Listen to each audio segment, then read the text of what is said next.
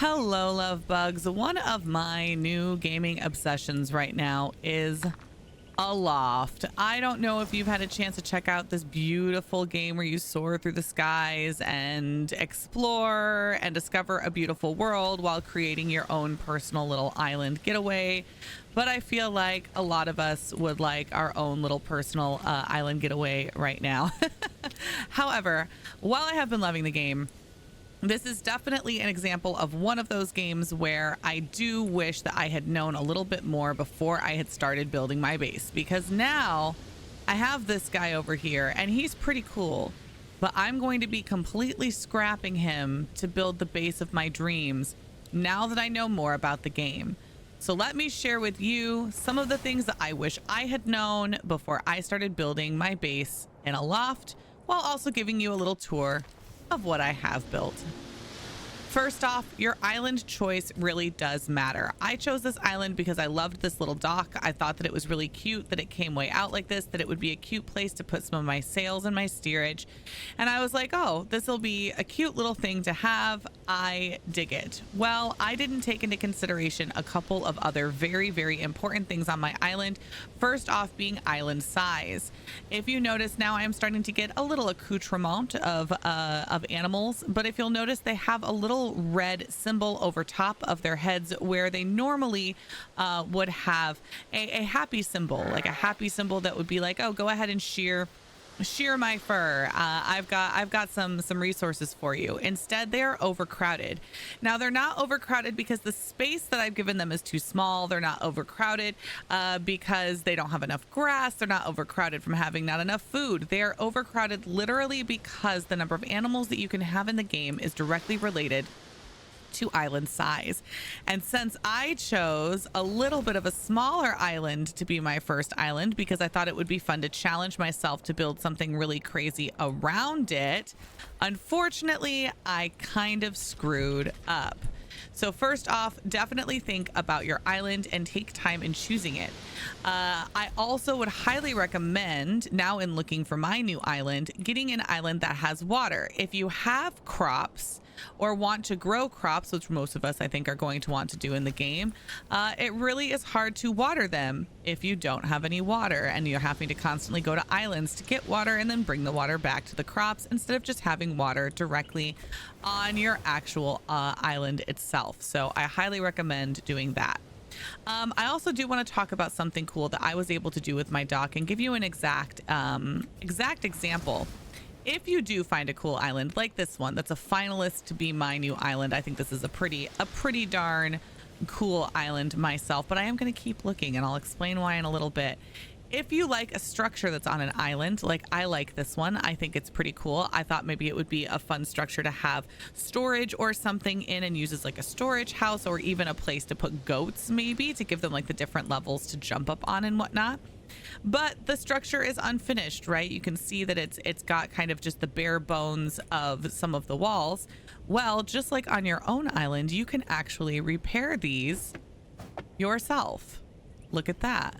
Now the structure is repairing and now it looks more beautiful. So if you do find a structure like this on an island and you think, man, I wish I could just recreate this on my own island, but maybe you want this wood, or maybe I don't know, you just like the way that it's built exactly and you don't want to change it at all, you can just repair it. I also just want to point out, definitely explore first and build later. I wish that I had just waited and not built almost anything on my island for a while, because there are so many things that you can find. And that being said, you need to sketch every single thing that you can. So if you came to this island for the first time and you looked around, sometimes in the beginning you kind of forget how important your sketchbook is. But every single one of the items in here is sketchable, from the framework here that you could turn into a door or a window, to these different angled I guess what would we call these? I guess like wood flooring. Everything in here is sketchable. The stairs, this little piece here, and if you've never sketched it, I mean, these pretty little lattice kind of window spots, and if you have not sketched them before, then you won't have them when you go to build.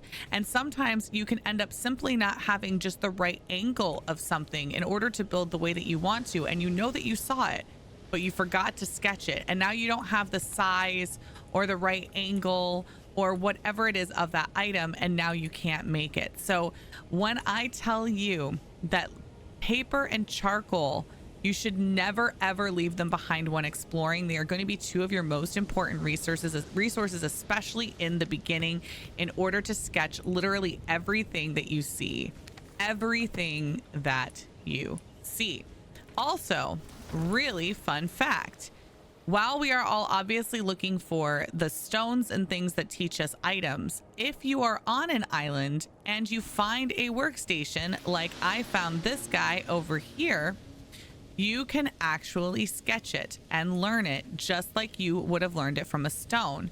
You can also go to your friends' islands and sketch the things that they have. So say, for example, you are really frustrated and you can't find the stone chests anywhere, and you have not seen a single one on an island, which I don't know how that could happen, but you know it's a better example. A better example is like one of the things to be made. So let's say, for example, you absolutely have not been able to find birdhouse. You know what? Birdhouses are scarce in some people's worlds for some reason. Or I think people just have a hard time finding them because they don't look for them like this. You could literally just come over here and sketch mine. You could sketch all of these angles. Now, it's entirely up to you how you want to play your game. If you're playing this game because you want to get to end game and you just want to start decorating and doing all of the decor and building of your house and everything, then definitely do that. Personally, I'm not sketching from all my friends because I'm enjoying going around and exploring and playing the game as kind of a solo player. I went ahead and sketched, I think, a rug from somebody at one point, but that's about it. And then my sawmill, because I could not get one in my game, and I had been playing for hours and hours and hours, and I was just stuck. And I was like, can I sketch your sawmill? But other than that, I've been just letting myself explore. But that's completely up to you. If you have a friend who's playing the game and that's way beyond you, and you don't care about exploring and finding everything yourself, and you would much rather just start building, which is kind of the end game of the game, then go for it. You can totally do that too, which is one of the things I love about the game. All right, another thing that I figured out pretty quickly, but I also think that everyone should know too, all of your chests and everything are accessible by you when you are doing stuff on your island. So anytime that you go to build anything on your island, it will show you items that are in storage versus items that are in your pockets, and it will let you use all of them. So you do not have to go grab things from your storage. So that being said, that can completely change how you design your storage and where you put it. I know for me, it definitely would have changed things if I had realized that in the beginning, because you can kind of just dump chests a little bit if you want to, but that's again entirely up to you. Okay, next up, don't build a ton of these first sets of sails. Build yourself a couple so that you can get going, but if you'll notice when you go into your building map here, these are literally called like junk sails, like leaf junk sails. Like, well, I guess this is only junk sail, but when you read the inscription down below, let me see if it'll let me. Will break in harsh environments and strong winds. Good overall attributes, expensive, fragile sail. These are not good sails to go into the harsher winds in the game that are going to get you forward in the game. Before you're going to be able to get into certain areas with certain storms, you're going to have to upgrade your island with wool square sails. If you notice, these will say excellent wind intake but low flexibility, will break in harsh environments but resist strong winds. So you're going to be able to go to places better with these particular sails. So rather than completely covering your entire island with these, obviously, which take up a bunch of resources, you could just get by with the few that you need. You really don't need that many in the very beginning. And then start working on upgrading these and planning on where these ones are going to go versus these ones.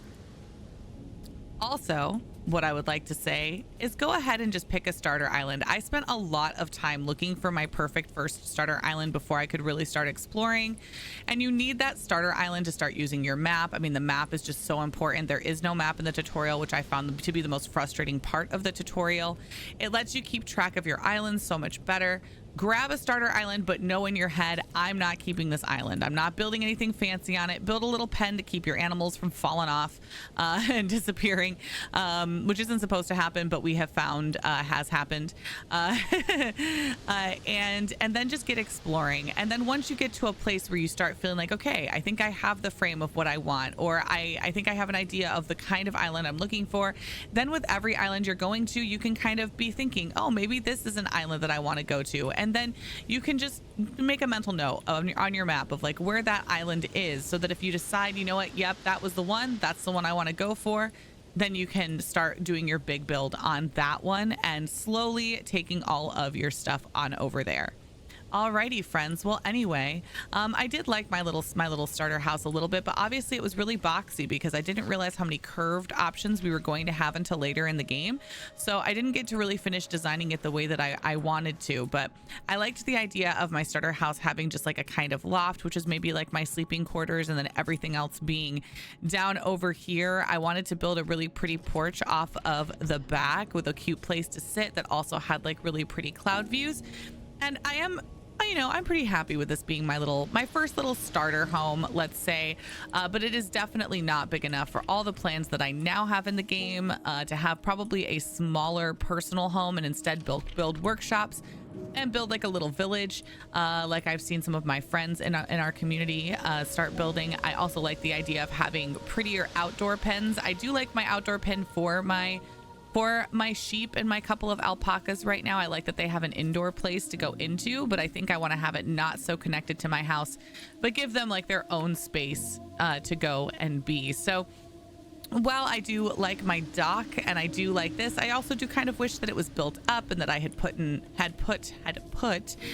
my wheel up higher a little bit to give myself a little bit of a better view all the way around. I can see myself building like some steps up and whatnot so that I can see around more easily when I am trying to steer places, because sometimes I'll be driving up on stuff and I really can't see because there's so much stuff around. So that is also something to think about for when you are driving places, particularly if you are trying to use your own animals to like obviously go and fill other islands and whatnot. It can be really nice to have more of a 360 view as to where you're taking your island.